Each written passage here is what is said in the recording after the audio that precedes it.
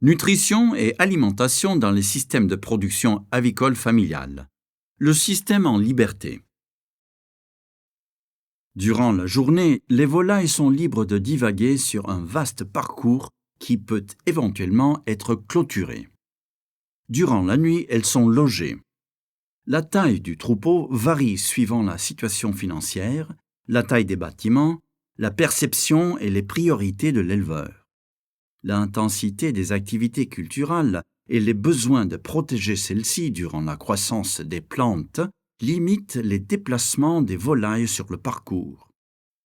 Le statut nutritionnel des oiseaux peut donc s'appauvrir durant certaines périodes ou parfois durant toute l'année.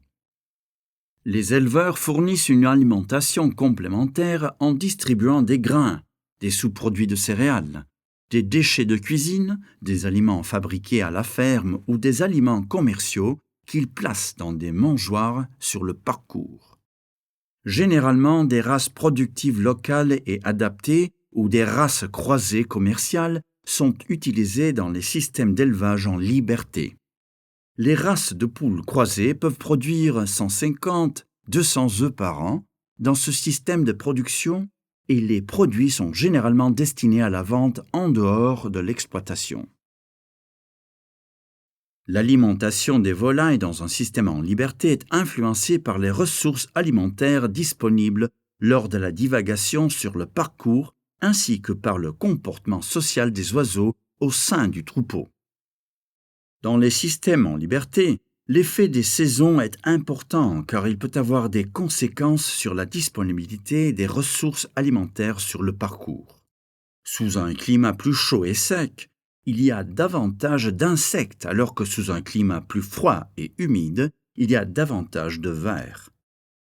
L'accès des volailles à l'enclos des bovins permet de leur apporter de nouvelles ressources alimentaires telles que des tiques, des vers de terre ou des asticots provenant des bouses. L'impact du changement climatique au travers des sécheresses et des inondations a également un effet sur les aliments résiduels picorables. Cependant, l'intérêt de nouvelles ressources alimentaires, comme les termites ou les vers, ainsi que le développement de différentes techniques pour utiliser les aliments résiduels picorables déjà disponibles, peuvent aider à atténuer les effets des changements climatiques. Un usage optimum du parcours est indispensable. L'utilisation partielle du parcours par les oiseaux doit être évitée.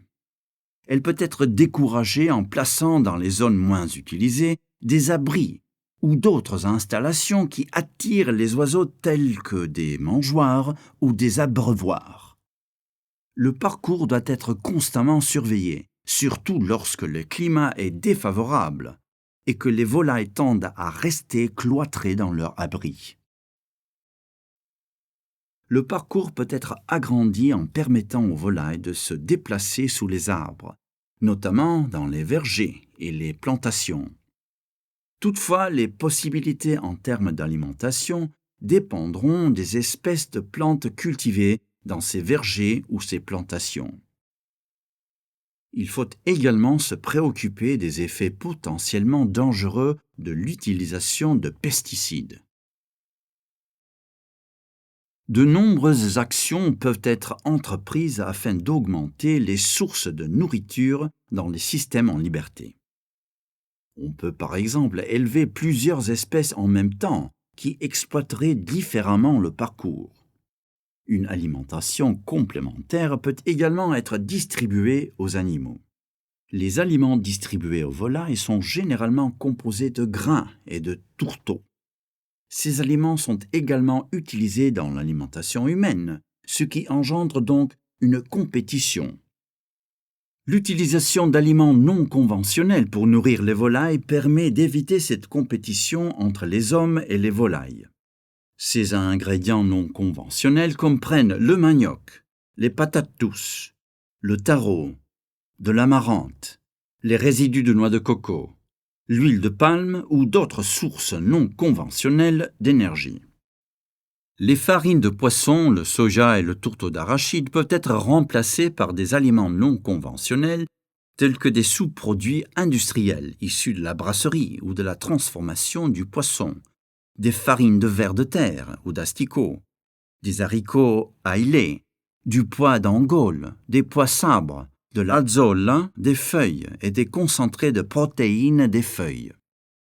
L'intégration de la production de volailles avec la culture du riz, le marécage, la pêche, l'élevage de bovins ou la production porcine augmente également les sources de nourriture. Les aliments d'origine végétale constituent une part considérable du régime alimentaire des volailles élevées en liberté. Ils ne fournissent qu'un minimum de nutriments, excepté pour les fibres et les vitamines. Bien que les oiseaux puissent compléter leur ingestion de protéines en se nourrissant également d'insectes, il est difficile de déterminer si la quantité de protéines ingérées est adéquate. Cela explique l'augmentation des comportements de piquage des plumes et de cannibalisme entre les poules lorsqu'elles sont élevées en liberté. Le piquage des plumes est étroitement lié au déficit en protéines alimentaires. Les oiseaux recevant un régime pauvre en protéines présentent un taux de mortalité dû au piquage plus élevé que les oiseaux nourris avec un régime riche en protéines. Le piquage des plumes peut être causé par un apport inadapté en protéines, par la nature des protéines apportées ou par un apport inadapté en acides aminés. Si les oiseaux sont nourris avec un régime faible en protéines ou qu'ils ne reçoivent que des protéines d'origine végétale, les risques de voir apparaître ces comportements sont réels. De plus, les déficits en acides aminés dans le régime alimentaire peuvent également affaiblir le développement du plumage, ce qui encourage davantage le piquage. Le piquage des plumes peut être attribué à d'autres facteurs comme la génétique, le type d'alimentation et la conduite de l'élevage. Cependant, il est évident que le piquage est fortement influencé par l'apport en protéines du régime. Il y a également une relation directe entre l'incidence du piquage des plumes et la mortalité qui est associée, et la concentration en fibres du régime. L'incidence et la mortalité dues au piquage des plumes sont moins importantes chez les volailles qui disposent d'un régime alimentaire riche en fibres. En général, l'incidence du piquage diminue avec l'augmentation du taux de fibres dans le régime.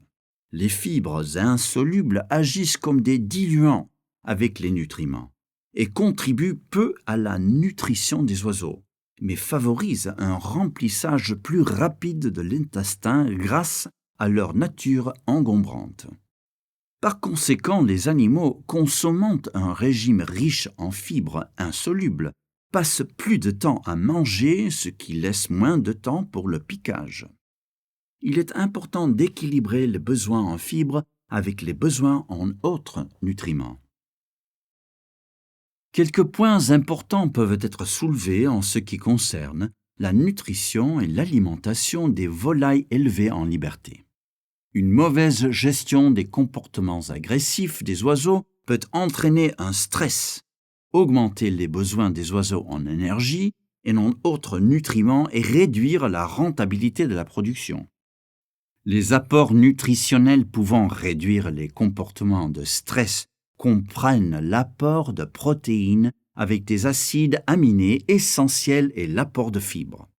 La réduction des comportements agressifs chez les poules permet d'augmenter la production journalière du troupeau de volailles et le taux de survie d'au moins 10%. L'apport d'un régime enrichi en protéines et en fibres augmente la rentabilité des poules d'au moins 20%. Cette présentation concernant les systèmes en liberté est la deuxième d'une série de 4 présentations ayant pour thème la nutrition et l'alimentation dans les systèmes de production aviculture familiale.